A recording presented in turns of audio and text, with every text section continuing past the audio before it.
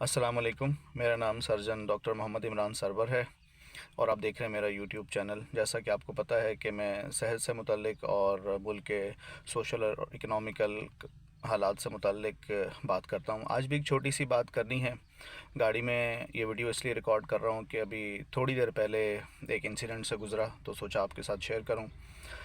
اور ہاسپٹل آتے وقت یہاں رستے میں 15 منٹ کے لیے روڈ بند کیا گیا۔ پتہ لگا کہ کوئی بہت بڑی شخصیت گزر رہی ہیں اور بچوں کو اسکول سے دیر بھی ہوئی، تو دیکھا کہ 5-7 گاڑیوں کا ایک کانوائے گزرا جس میں 2-3 گاڑیاں کروڑوں مالیت کی تھیں، شیشے بلیک تھے۔ واللہ عالم کون سی بڑی شخصیت گزری، لیکن عوام کو 10-15 منٹ تک ڈسٹرب کیا گیا، روڈ بلاک کیا گیا۔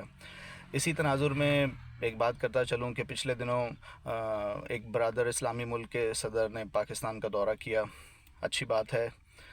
ان کے کانوائے اور ان کے پروٹوکول سے متعلق بھی سوشل میڈیا پہ اور نیوز چینلز کے اوپر میں نے بہت ساری ویڈیوز دیکھیں، جیسا کہ آپ لوگوں نے بھی دیکھا کہ 50 سے 70 گاڑیوں پر مشتمل پروٹوکول، جس میں 40 سے 50 گاڑیاں سیکیورٹی کی ڈیوٹی پر معمور اور پھر 20 سے 25 گاڑیاں ایسی کہ جن کی مالیت کروڑوں میں۔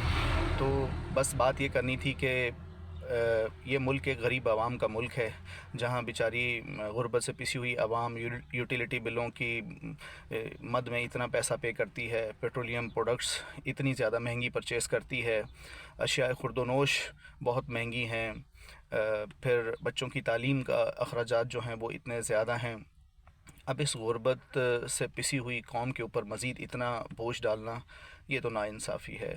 تو ارباب اختیار سے گزارش ہے کہ اس تناظر میں تھوڑی سی توجہ دیں اور ان عیاشیوں کو تھوڑا سا کم کریں، کیونکہ ہمارے ملک کی اکنامیکل کنڈیشن ایسی نہیں ہے کہ ہم اس طرح کی عیاشیاں برداشت کر سکیں اور ان پروٹوکولز کے اوپر کروڑوں روپے عوام کے ٹیکس کا ضائع کریں۔ بس یہی بات کرنی تھی۔ السلام علیکم۔